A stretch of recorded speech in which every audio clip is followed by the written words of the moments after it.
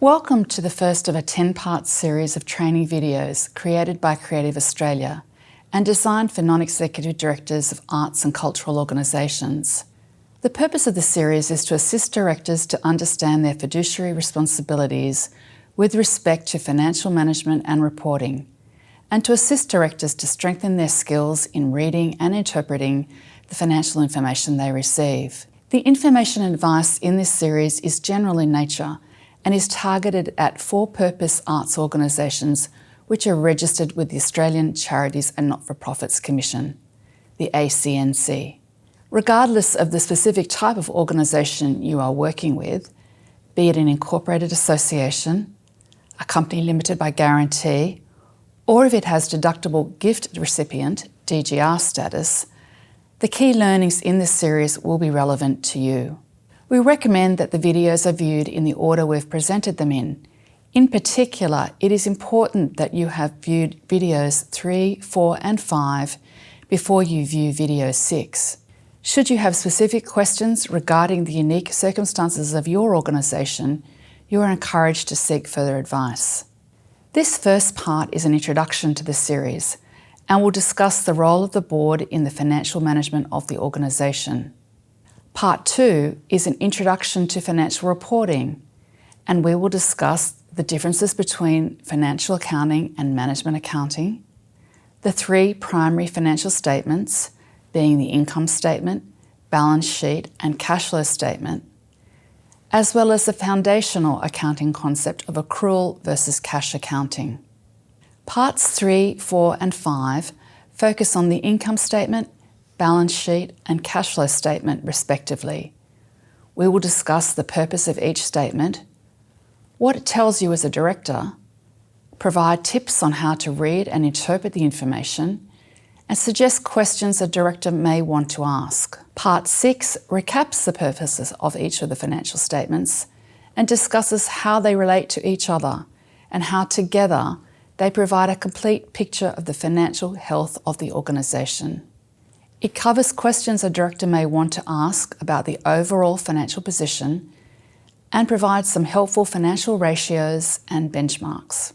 Part 7 focuses on internal financial reporting to the board and what information the board should expect to receive from management and when.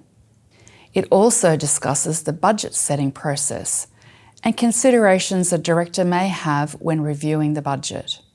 Part 8 will review the mandatory external financial reporting obligations the organisation has, including the preparation and lodgement of the financial reports with the ACNC, and the critical role the directors have in approving these reports.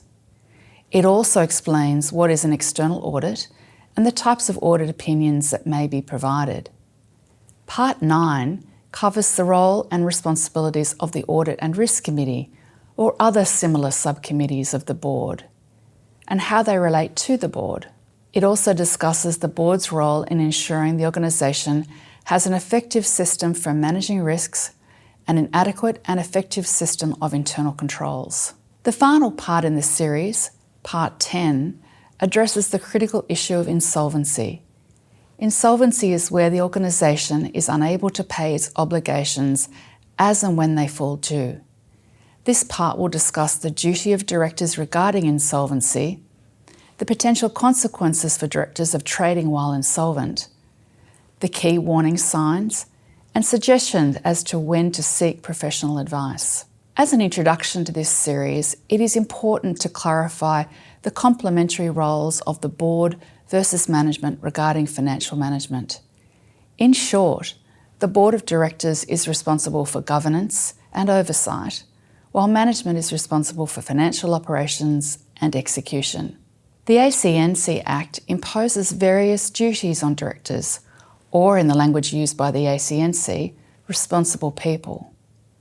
These duties include the duty to act with reasonable care and diligence, the duty to ensure the financial affairs of the organisation are managed responsibly, and the duty to not allow the organisation to operate while it is insolvent.